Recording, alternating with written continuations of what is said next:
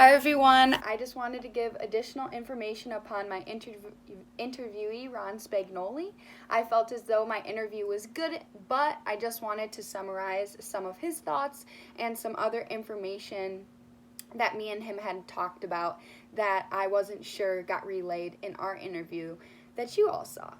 So the reason why I wanted to interview Ron was because his experience is far beyond what we will ever experience in the field due to our age. He has been retired for 20 years, worked in the field for 39 years. So he is 83 years old and started his career long ago. And I found that to be really inspiring and interesting because the world has changed so much since then. And I thought that us as future social workers, what should we know going into the field? How has it changed? How does it look the same? And I felt like his information really relayed a lot of that to us. Upon meeting with him, I really pondered the thought, Ron, what has changed? What do you hate that you used to do that's different now? What do you love that you did that's not a part of the field now? And his overall idea about my question was truly that when you love people and that when you care about people, that it doesn't really matter about all that other stuff. It doesn't matter what other people are doing, what is allowed, what is not allowed. Yes, it affects it. Yes, it can be belittling, or that's not necessarily the right word, but restrictive. It can be restrictive of our practice. And so, yes, he did say that in the past, many things were restrictive. Working with School of Social Workers, being a School of Social Worker, and his job title wasn't even a School of Social Worker. It was a guidance counselor, which is a different profession, but still therapy. But his expectation was a lot of mental health and talking through problems and all that stuff, yet he was saying that mental health really wasn't talked about. And so his expectations were the same. He still talked with people and still worked with people.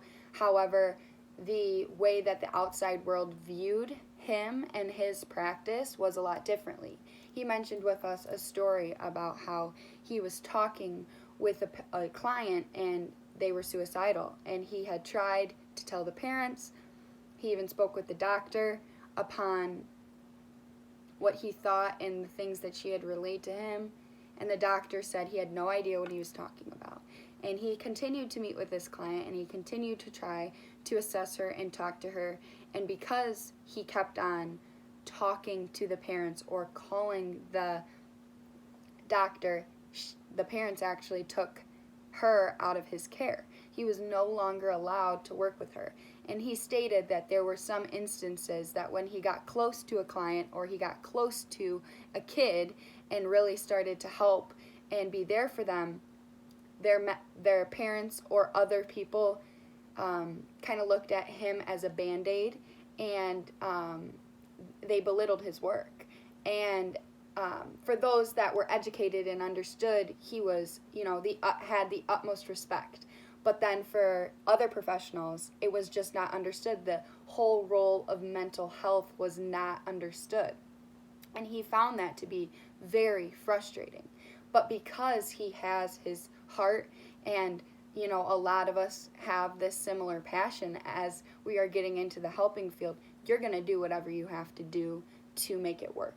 And that is what he wanted to leave us with is, yes, there were hardships, yes, there were struggles, but he doesn't focus on them. He didn't want to talk about them because that's not why he was there. It didn't matter to him. And I thought that was an incredible perspective because, I was thinking, oh, what has changed? How much easier would it be now? Blah, blah, blah.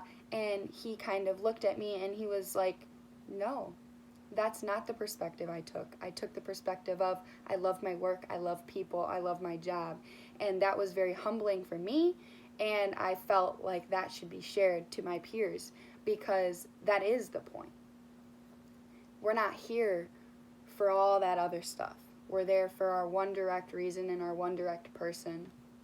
And I think that was really beautiful that he wanted to capture that with us and showcase that to us, and that it did, yeah, and I could go on, but I just wanted to relay that message that it doesn't matter what goes on elsewhere. It matters about you, your heart, and getting the job done with what you have.